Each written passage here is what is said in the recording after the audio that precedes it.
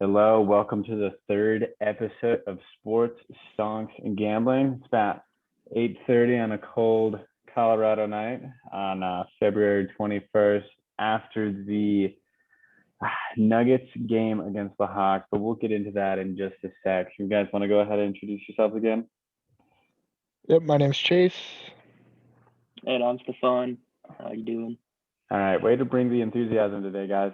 Um, so, yeah, like I said, Nuggets just played the Hawks, took the L, 123 to 115, mainly off the back of 35 points and 15 assists from Trae Young. Just could not be stopped. The Nuggets are not necessarily like on a losing streak, but lost three of the past four.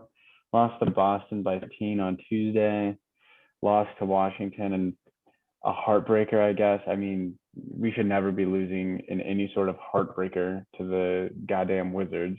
We beat the Cavs the other night off a strong performance from both Nikola Jokic and Jamal Murray. But tonight, no one was just didn't seem like anyone on the team was playing hard. It seemed like everyone was gassed just for some unbeknownst reason. They had yesterday off. They had Saturday off. I don't know what was going through their heads. They couldn't guard, curly-headed fuck Trae Young to save their life.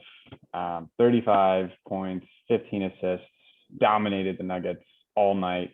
Honestly, after I think they went on a 13-0 run in the second quarter. After that, the game wasn't even close. But Stefan, are there any upsides you would like to talk about from this week? I don't know, man. The Nuggets, we choose not to play either defense in the second quarter or third quarter because the last three games that we've lost, every team has put up around 40 points in the second quarter. Against the Wizards put up 46, but go off, Chief. Yeah, no, they put the Hawks tonight put up 37, and then when they lost to Boston, they put up 40 in the second as well. So I don't know, has the game shifted from the Nuggets not being able to play in the third quarter to the second quarter? I couldn't tell you. Yeah, man. I mean, go ahead. Yeah, it also doesn't help that they just kept letting Trae Young into the lane. I think he had 11 points in the paint in the second. So, yeah. Yeah. At one point, I wanted us to bring in Hartenstein, just to fucking. God, they were going for tips and alley oops every single time because, like you said, Trae Young would get in the lane, draw the big over, and then either Clint Capella or John Collins would be wide open, and Trae Young would just lob it up there for them every single time. I kind of wanted Hartenstein to come in and just kind of knock one of those guys out. Do you think that would have been an effective strategy, Chase? Frankly, I don't know if there is an effective strategy. This team finds a way to lose games that, honestly, I think anything at this point would be better than what's happening. Just the will to lose to average and below average teams is astonishing. Right. The Nuggets really just cannot take care of business. No, it's whenever we're playing a trash team, we're like, oh yeah, let's play down to their level instead of actually going out and playing like we should and just shitting on these guys. So, I mean, there are a couple of bright spots. Against the Cavs the other night, Jamal put up 50 points on 20 of 23 shooting. Or actually, I'm sorry, he ended with 21 of 25. Didn't shoot a single free throw. I think for next week or two, he's going to be just automatically getting to the line after, I don't know, that record was posted all over the place. Kind of is a little bit sus when you have Joel Embiid getting to the line 15 times a game and he's the biggest guy on the court most of the time. And Jamal Murray's, a little guy driving in against bigs, every other possession, not getting any calls. So hopefully that'll help turn that around. And then also one of the bright spots on this team, one of few, been Zeke Naji. Do you want to go ahead and talk about his rise to stardom, Stefan?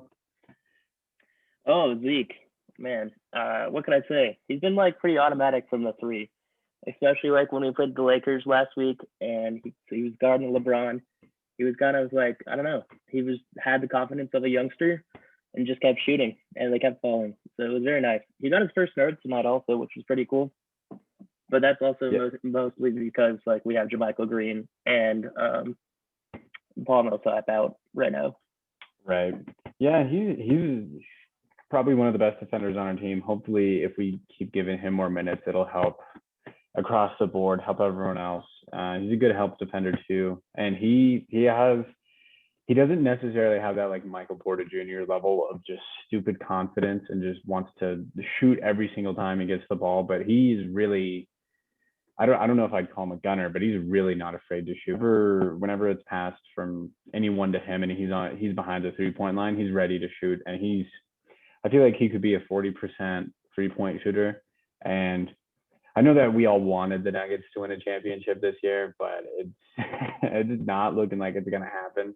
And I mean, we got Jokic for the long term, we got Murray for the long term, and now we have guys like RJ Hampton showing some promise, and then also Zeke showing some promise, and MPJ showing some promise. And really, the future does look bright, even though the present is pretty good. But all right, let's move on to a team that's doing a bit better than the Nuggets. Let's talk about the Avs. First off, Chase, I know that you're just, the mental elite here. So do you think that the NHL knows how to read a weather report? Yeah, I think they were in kind of a tough spot. Lake Tahoe shouldn't be that warm to begin with, but it seems what they neglected to think about was the effect the sun would have on the ice. Dude, they were trying to be tougher than the sun. The fucking sun, man. For anyone that watched the game, they had to essentially rip up the ice after one period of play. Although it was interesting because after the game finished, Nathan McKinnon gave a interview, and his commentary was that it really wasn't as bad as it looked, and that they were okay to keep playing, and that they were kind of surprised that they didn't let them just finish the game. So unfortunately, they didn't get the views of the game. Doesn't really matter though. Avs walked away with a win after I was all pessimistic last week. We proceeded to beat the Knights 2 times in a row, which are just absolutely crucial wins, especially for getting kind of closer as far as the points are concerned. So, Avs have played some really tough teams so far this year, and they're going to be playing, some of the worst teams in their division. So things are looking really good for the Avs and the Avs Stanley Cup bet. Ooh, yeah, I was love it. gonna say, in my opinion, like the West has like one of the most difficult divisions because you have like 5 top tier teams, and then you have like 5 like pretty mediocre teams. But even then, you can't take anyone lightly. Right. Yeah, I would. Or go ahead. Well, I was just going to talk about the views of the game. So go ahead with your impeccable analysis, Chase. I would just argue that if we're able to get out of this division, it's really much smoother sailing from there on out. I don't think it's even particularly close. Our division is definitely the strongest division in hockey. You have arguably the two best teams in the whole league in Vegas and Colorado. So being able to beat Vegas, or at least not get blown out, is going to be really important, because at the end of the day, I think that's who we're looking at going into the playoffs, and so we need to be able to beat Vegas. Right. Avs are looking pretty strong, but what I just wanted to touch on a little bit was, this reminds me of, college basketball teams playing on aircraft carriers. Do you know where the other outdoor game was played this weekend? It was also played at Tahoe. Oh, okay. Yeah, I don't know. I think that's a huge thing for the NHL. People tuned in to watch that game, whether or not they followed the Avs. A couple buddies of mine turned on the game. It was like, oh, how are the Avs doing this season? But it was good for about 20 minutes. I'll put it that way. I'm glad we got that. Go ahead. Yeah, I was just gonna say it's really good for hockey in general. Hockey is, it seems like quickly becoming the 4th league. It used to be more even, I think, and part of that is just because ESPN refuses to almost acknowledge the NHL. But this was one of the highest rated games ever, even though it only lasted about a period. And so it's a really great opportunity. The outdoor game series is always good for hockey, and just getting more eyeballs on hockey is good for the sport in general. So, yeah, I mean, I think it's a win, even if it didn't quite go as they planned. Seems like the game tonight went just fine. They just didn't have the views because it got dark about halfway into the game. But Right. Well, yeah, the game started back up at midnight on the East Coast, so I don't believe many people are going to be staying up for that. Just saying. Yeah.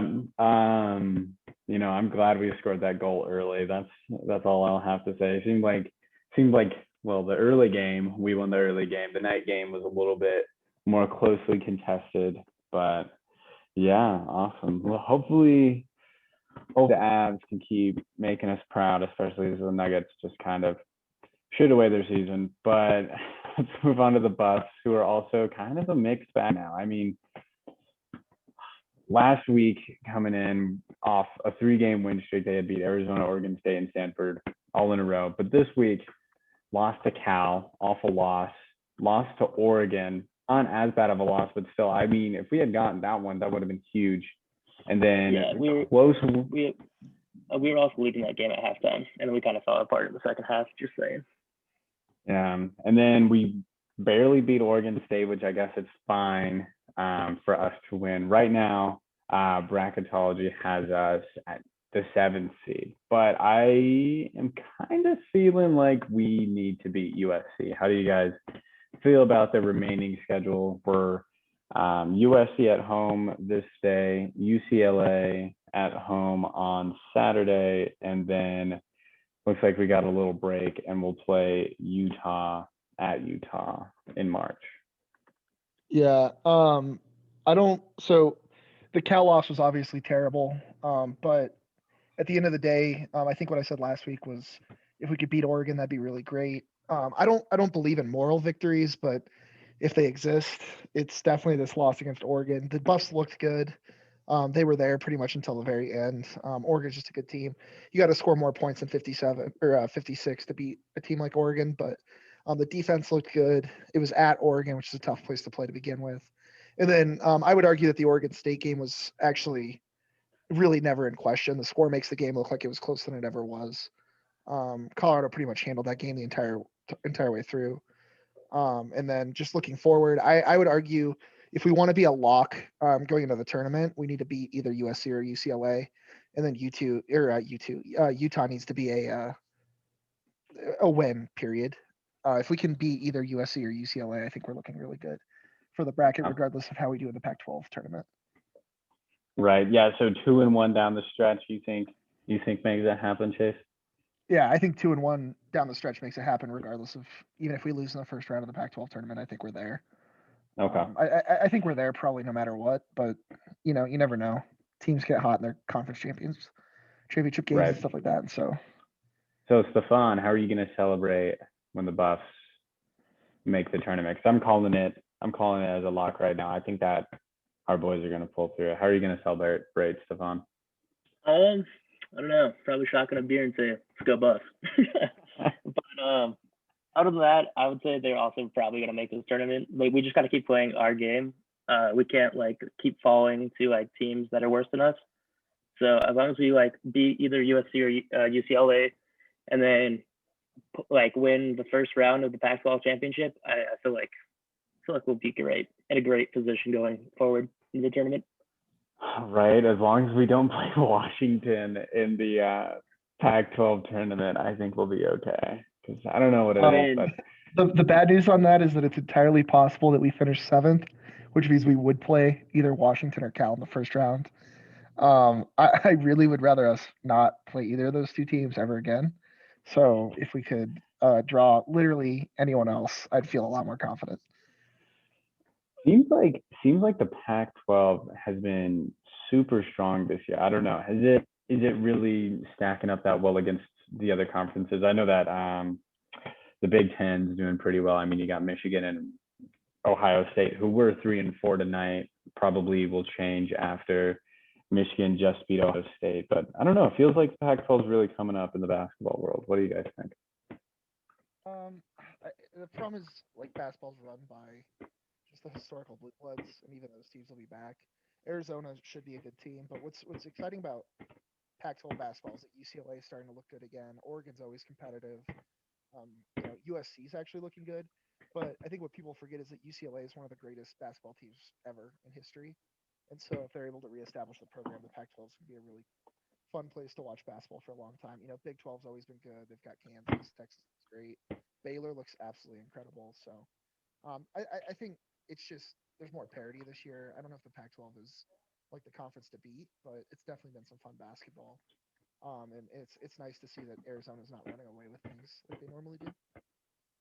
Yeah, it's nice to compete. I don't know. I don't know. Maybe we did a good thing get out of moving over to the Pac-12 just from the standpoint of there's not as many of these blue bloods just to shit on us and lose to Kansas every single time. So, all right, let's go ahead and get into our gambling update. I got a quick update from myself. Spent $20 on the Nuggets tonight.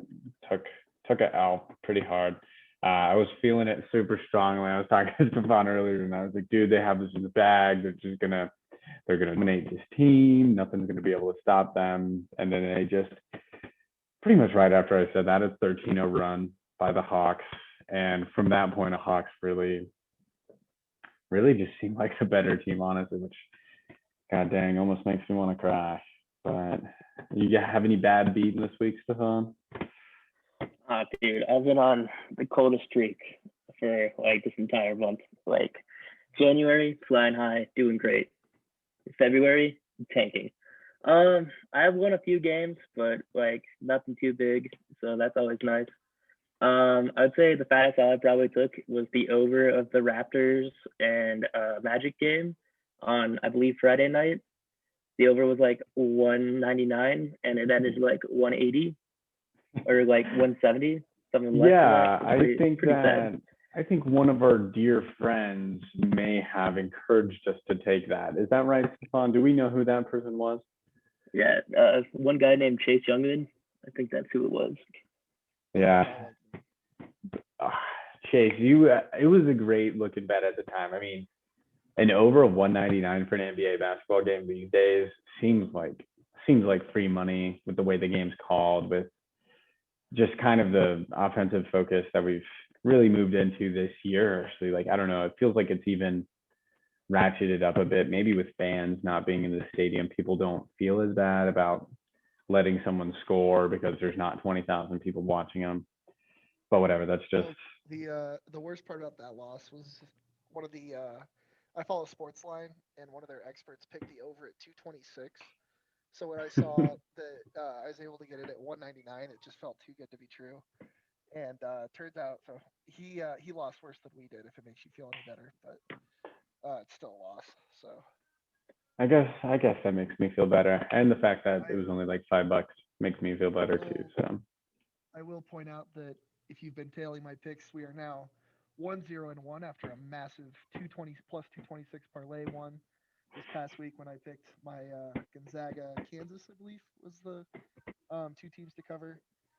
This week I am gonna go ahead and release my pick as I'm backing the absolutely fabulous Penn State Nittany Lions to cover against Nebraska on the 23rd, which will be on Tuesday. So I don't know what the line's going to be, but Penn State lost to Nebraska in a narrow game at home, and they're going to be looking to prove a point against a absolutely just trash fire Nebraska Cornhuskers team. I think Penn State covers pretty much up to 12 points. So whatever the spread is, I like Penn State to cover. I like it.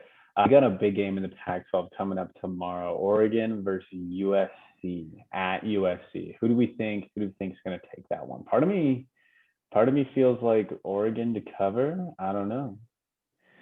So in that game, I'm going to be taking the under. For whatever reason, sportsbooks just in general really like Oregon to score a lot of points. The over/under is 138. USC plays really good defense. They're at home. I think they're going to handle Oregon. So I like the under at 138. Oregon's also only getting 4 points in that game. So I would take USC to cover over Oregon. So I'm going to have to fade you on that, Adam. Oh, okay. Well, I guess we'll have to see next week. Yeah, I'm also taking USC in that game. However, I've sworn to never take an under again, so I'm actually going to hit the over in that game. They're both very competitive teams, and I kind of like the score. I don't know. I'm kind of starting to. How was your fade strategy from last week, Stefan? If I'm not if I'm not mistaken, you said you were gonna fade the Knicks this week. How has that been going? No. Fade the Wolves, the Timberwolves. Oh, okay. How did you bet anything on your strategy from last week, or? Yes, I have, and since I have gone and done that, the Wolves have won 0 games, so it's been pretty great. Man, I almost so said that I was. I'm up 3 units on that fade, so I'm just gonna keep rolling, you know. Yeah, I think I'm gonna jump on that bandwagon too. I mean, Milwaukee, that for I don't know, my sanity's sake, that better be a loss. Probably Chicago might be a loss. Maybe not against Washington and Charlotte, but definitely against the Suns. So I feel like we have two fade locks coming up over the next little bit. And also, little tidbit, we're about 2 weeks away from the end of the first half of the NBA season. They will the All-Star game coming up after that. Maybe a surprise sports stonks and gambling episode after the All-Star release, but we'll have to figure that out down the line. All right, Chase, do you have any updates on Sensonics? Yeah. So I don't remember when we did our last episode, but if it was prior to last week, you'd be about even if you'd bought Monday morning. It started 470, ran all the way up to 550. It's back down to 463. It's just it was a tough week for the market in general. I think if we get some stimulus news, you're going to see some pops. That doesn't really affect Senseonics, but for whatever reason, general market sentiment, just weighs down the stock. So I'm standing by Senseonics. I still like my price target, and I don't have any new stocks to share this week. Oh, no new updates. Yeah, I mean, Sensonics has been good for me. I got in at 398. It's still at 468. I'm going to keep holding. The Texas situation hasn't gotten any better. So my investment in Plug Power really has just kind of been flatlined for the past week. I'm down 17%. So literally everything I've made off Sensonic Chase, I've lost on Plug Power, but I guess a little bit more on me. But all right, any closing thoughts from you guys? I don't know, do you guys have anything from the Broncos or the Rockies that you would like to talk about? I do have, so for my closing thoughts, the over-under for the Rockies full season was set today, and the Rockies were set at over-under 64.5 wins this season. I swore I was going to take the under no matter what it was, but 64.5 is just not enough, and so I like the over. I think they will end up trading Trevor Story halfway through the season, but pretty much any team with a pulse should be able to win at least 65 games. So I like the over on that. Okay. That's a interesting tune coming from you, especially. Has the MLB gotten their shit together and confirmed that we're going to have a 162 game season? So for that bet to pay, there has to be at least 160 games played. So Ooh, that does not. So generally, they're going to have canceled games. Yeah, it's quite possible. Ian Desmond also opted out today, so frankly, I think that actually makes the team better. Funny enough, but yeah, it's just it's going to be a bad team, but losing Nolan Arenado does not make this team that much worse, in my opinion. Especially when Nolan had a pretty average season last year. So, I'm taking the over, loathing it, but I am going to take the over at 64.5. What did you think about that plus 5,000 for the Rockies to win the division? Do you think that's good value? I think you're better off lighting your cash actually on fire because the return will be about the same. I kind of think I think they have less than a 2% chance of winning the division. And yeah, I would say they have a 0% chance. Yeah. So I think that would be a bad value. Maybe if it was like 10,000. The Dodgers kind of have a pretty strong chokehold on the division. And even if, I don't know, some of the best guys got injured, and the Padres coming up right after them. And then it's going to be a race to the bottom between the Rockies and the Diamondbacks.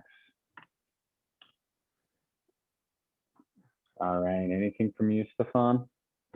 No, not really. I got nothing this week. Just, let's go Buffs. Let's bring home some W's, and let's get into the tournament ready. I do have one question for you, Stefan. Are you going to delete your team after I just beat your ass in fantasy basketball by over 200 points? Funny enough, I was 8-0 going into this week, so no, because I'm still the best team in the league. So it's pretty funny that you bring that up. Are you sure you're the best team in the league? I mean, I'm beating you right now. Yes, dude. My team was railed by COVID this week, and I had a bunch of cancellations. It happens. So okay. I mean, winners go home and fuck the prom queen. Losers go home and make excuses, but that's all right. All right. I will get hit bombs and fuck moms. Don't forget it. Never will. All right. We will catch you guys next week for another episode of Sports Stonks Gambling. Thank you guys. Have a good one.